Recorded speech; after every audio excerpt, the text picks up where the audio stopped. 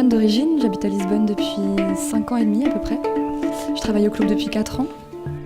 Historiquement, à la base, on est une association qui travaille avec la mobilité européenne, donc surtout sur l'accueil de groupes au départ, de groupes en mobilité, toujours à des fins d'apprentissage. On est une équipe sur 2 espaces, une équipe plutôt sur la mobilité et des projets de développement local, notamment à travers le street art, l'accès à l'emploi, la formation, et ensuite une équipe vraiment sur l'accompagnement d'enfants, jeunes et familles, accompagnement à la scolarité, activités pédagogiques, ludiques, informatiques, créatives, artistiques, cours d'alphabétisation pour les adultes, et puis activités sportives, enfin voilà, on a ces 2 interventions-là. Dans l'autre espace d'activité, ça fonctionne un petit peu comme un espace jeune et aussi un petit peu un centre social, si on voudrait comparer à la France, dans le sens où on fait de l'aide aux familles, plus d'un point de vue administratif, de l'aide à l'insertion à l'emploi, de l'articulation avec la sécurité sociale, etc., etc. Dans cet espace ici, on n'a pas de financement qui nous permette d'ouvrir à temps plein, on va dire, à la population, ce qui veut dire qu'en fonction des financements, on arrive à organiser quelques activités. En ce moment, par exemple, on a des cours d'italien, des cours de jiu-jitsu, des cours de danse, des cours de théâtre, et on a aussi un accueil, une permanence, on va dire, 2 fois par semaine pendant laquelle des jeunes du quartier peuvent venir à essayer de trouver un petit peu leur projet de vie, voir ce qu'ils veulent faire et à essayer de les aider à trouver ou des possibilités éducatives, formatives ou professionnelles.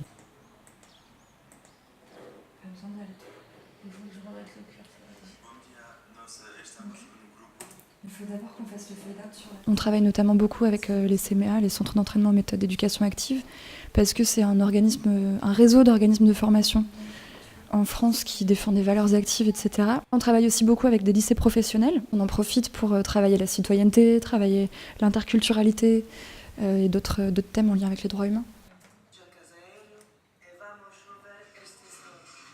Sinon, on travaille aussi avec des centres sociaux, avec tout type d'organisations qui travaillent avec des jeunes et sur des séjours plutôt de découverte culturelle. Moi, mon travail au club, c'est justement de coordonner un peu tout ce qui est lié à ces groupes. Donc ça veut dire tout de A à Z, que ce soit à trouver les logements et organiser les trucs très très pragmatiques, qu'est-ce qu'ils vont manger, où ils vont dormir, comment ils vont se déplacer, et aussi penser les interventions, les contenus de formation, construire le programme avec les partenaires, un petit peu tout ce qu'il faut pour que ça se passe bien en fait. Moi mon rôle c'est que tout se passe bien.